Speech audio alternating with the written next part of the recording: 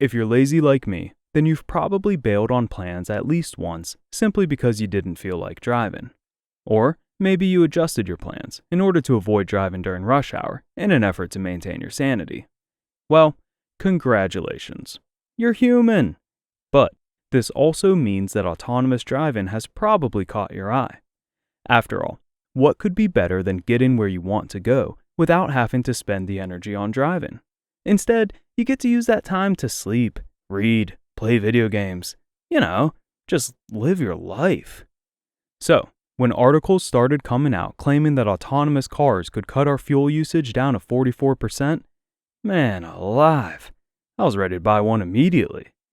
Unfortunately, then I clicked on the source for the article and read the 96-page report, and, well, I'm sorry to say that this video, it's gonna burst your bubble. Hi, I'm Nathan, someone who would visit my nephew more if it didn't mean being behind a steering wheel for 6 hours, and this is Save Money, Save the Planet.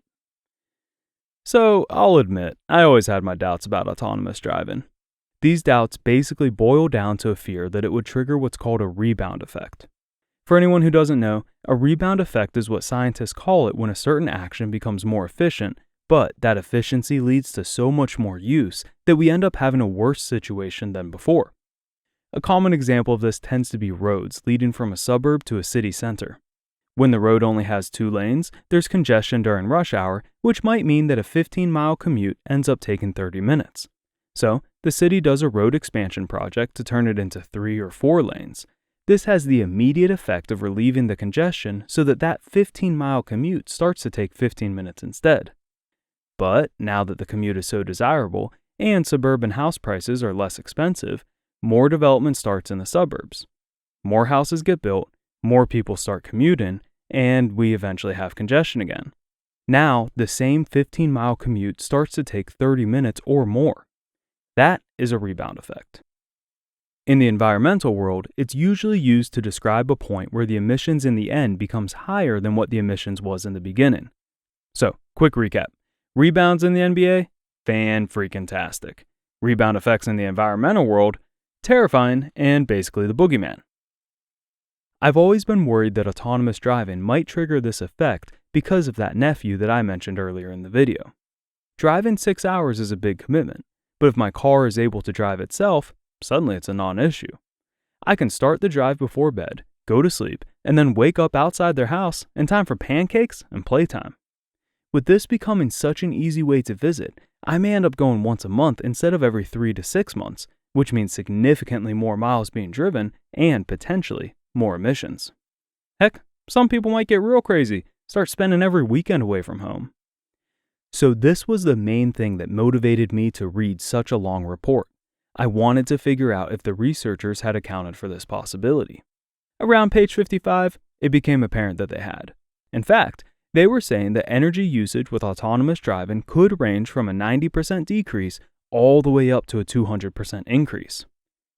Alright, good. Let's show these researchers how much we appreciate their hard work by hitting the like button on this video. And I know what you're thinking. The answer is yes. Researchers do monitor my channel to see how many likes their research gets. You don't think I'd lie to you, do you? Now, the researchers took this giant range of possible consumption and essentially developed 3 future scenarios which they began experimenting with.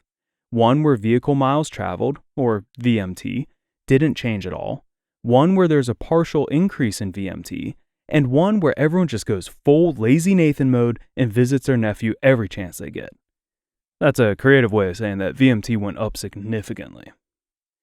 I found figure 25 the most useful in understanding why the original headline seemed so different from the research. They assumed that right-sizing every vehicle and some other stuff would help offset all of the extra emissions from the extra usage of these cars. The idea behind this is that we always use the exact right car for the job. For instance, if I'm going to work by myself, then I use a car with a single seat. If my wife and I are going out to dinner, then we use a car with 2 seats. And if we're headed 6 hours away, then maybe we use a car for a quick hop to a train station, take the train most of the way, and then use another car for a quick final hop to our destination. Now obviously, if every family starts owning 3 or more cars, will undo all those fuel emission reductions with extra manufacturing emissions. So, this scenario is also highly dependent on developing a robust rideshare program. That way, I don't have to own a single seater to get to work. I just use the rideshare app to call the right size car, which takes me to my destination. Oh, that reminds me. Have you heard about the autonomous YouTube app? It's super cool. You just hit subscribe on my channel and then click the bell as well. Then, once a month, you'll get a sweet little notification that I released a video. And you don't have to go hunt for it or monitor my channel. That's right. The future is now, people. But seriously, hopefully you're starting to notice how complicated this technology is compared to what we currently have. I mean, we only recently made the jump from having a car which can maintain its own speed to having a car which is able to keep itself in its own lane and stay a healthy distance from the car in front of it. In the end, all of this is adding up to the fact that the original headline is only describing half of the final conclusion by the researchers. The real headline should read, "Autonomous cars could cut our fuel usage down to 44%, or raise it up to 112%. There we go. Now, we can plan around that in order to create a future which doesn't have a rebound effect. So, you might be asking now, what does that plan entail? First, let me just remind you that I have no credentials in this area, aside from being a citizen who is obsessed with climate change and happens to own a microphone.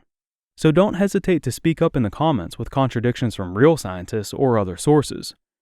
But here's my opinion anyways. My first thought is that you need to be very careful how much you invest in current autonomous driving technology. The truth is, it's just not there yet. So you should have the correct expectations of what you'll get for your money.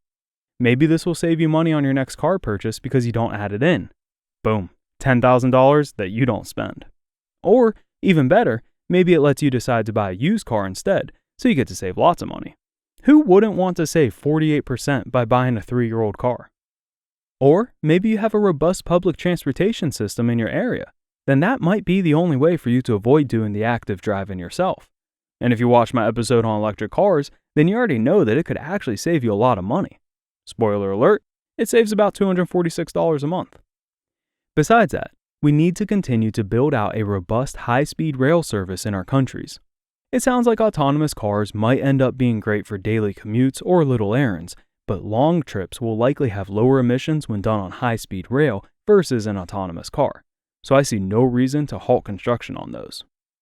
Finally, I'm keeping an ear out for any rideshare companies who provide right-sized transportation options in order to keep emissions to a minimum. I haven't heard of any yet, but if you happen to know about one, then please give them a shout out in the comments. I'd really like to dig into their business model. Well, gang, this is my stop.